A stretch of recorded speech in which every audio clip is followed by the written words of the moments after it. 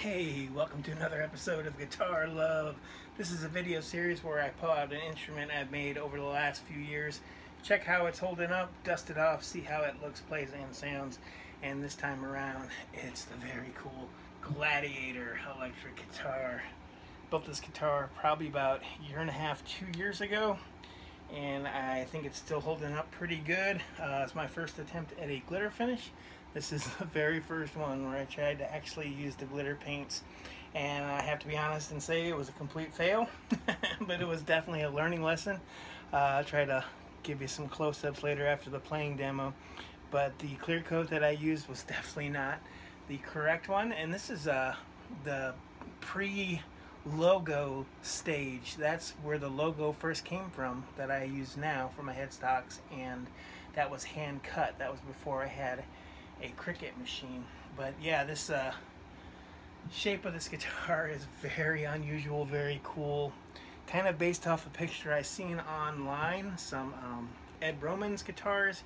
I don't know if you're familiar with Ed Roman. He was a guitar maker, and he's passed, but he had a lot of cool, interesting shapes, and this is one similar to something that he was kind of fiddling around with, but I thought it looked so cool, and I figured, I want one. But yeah, the blue glitter paint. And I know I've said on past videos that I usually don't like to refinish guitars that I've made in the past, but this one just got so many. I mean, it was a really good concept, great idea to try to approach, but I think it was just the paints and the processes, and I just put too much paint on there. But in general, I like it, but I was considering redoing it. Maybe not I could try to do the glitter paint again, the exact same color. I really dig that deep blue glitter, but we'll see how it goes. But I'll show you the finer details. Stop and tail piece, very cool right at the edge. Standard oval input jack, volume and a tone, active EMG pickup in the bridge. Very cool shaped headstock. And you'll see here in a future episode I made a double neck of the Gladiator shape, but I really like the way it hangs on the body.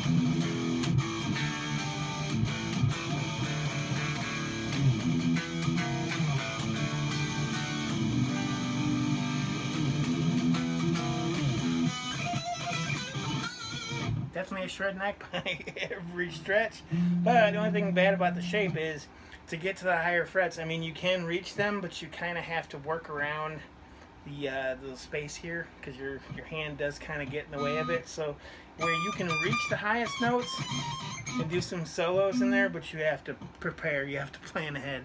But for today's playing demonstration video, I figured we'd do some Metallica off the And Justice for All album. Do one take of The Shortest Straw. I mean, I used to play these songs on this album over and over and over when I used to rehearse, practice, whatnot. So do that for the playing sound demonstration, and then I'll show you the up close and all the finer details after the song. So check this out.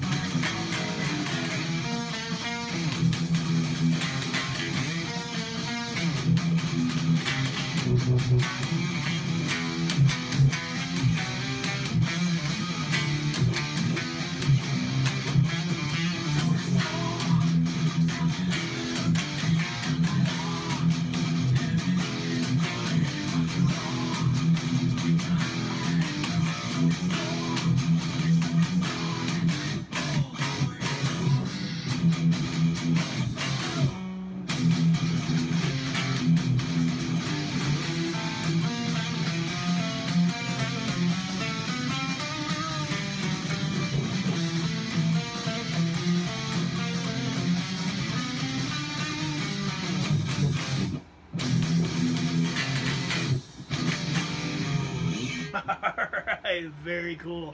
Love that song, that album. 1988, 89. Saw that tour twice in Warren, Michigan, actually. Very cool. And like I said, the paint is super flawed, but still pretty cool. It started crackling the finish. Let me show you the back of the headstock. Very cool. And it's got the custom shaped neck plate. But yeah. And if you see real close, let me see if I can get it really close.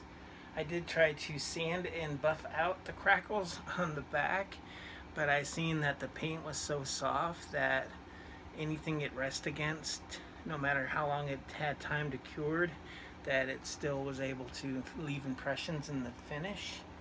Like even like fingerprints, if you held too long on the finish, it would kind of sit on there, and that's not good in general. And there's a few spots that, from sitting on the hanger, where the paint kind of came up just a little bit. But overall, in general, it looks really cool. It does have that very relict kind of vibe, like the well-worn, well-used guitar, but I really like the interesting shape of it. But like I said, I still might. And the neck pocket too, that's when I was really kind of green. See if I can get in there. Neck pocket is not dialed in at all. I mean, it works and it's fine. It's got a very cool shape of a neck pocket with the contour that I cut into it and everything. But as far as, you know, having gaps and, you know, just all the little things that you try to perfect when you make guitars, it's definitely not there. And I could actually shim this neck a little bit further back, because as you can see, the posts are really there, and you know, the adjustment is all the way down, so you can't adjust it any further down. So if the neck tends to shift upward, you know, even if you adjust the truss rod, then you'll have some notes fretting out on the frets, because it would be a back bow on there. And then I did have an issue with the top and tail piece part actually coming out, so I had to glue it in there, and it was kind of ugly. But in general, it was a good learning lesson, one of the very first ones that I've ever made. So it's good to look back and see where your skills were at a certain point. And let's see if I can get this close enough. You can see the crackle that it produces. I mean, I really love that paint, the crackle blue. It's a deep blue with the glitter in there. I really dig that. But yeah, the clear coat that I used. I was going by a video what products to use, and I would have definitely used a different clear coat. This clear coat was that glazing coat compound, and it's just too soft. You need something with a hardener. So when you sand it and buff it, it just makes it flawless. But anyway, learning lesson. But thanks again for watching this episode, and we will see you next time.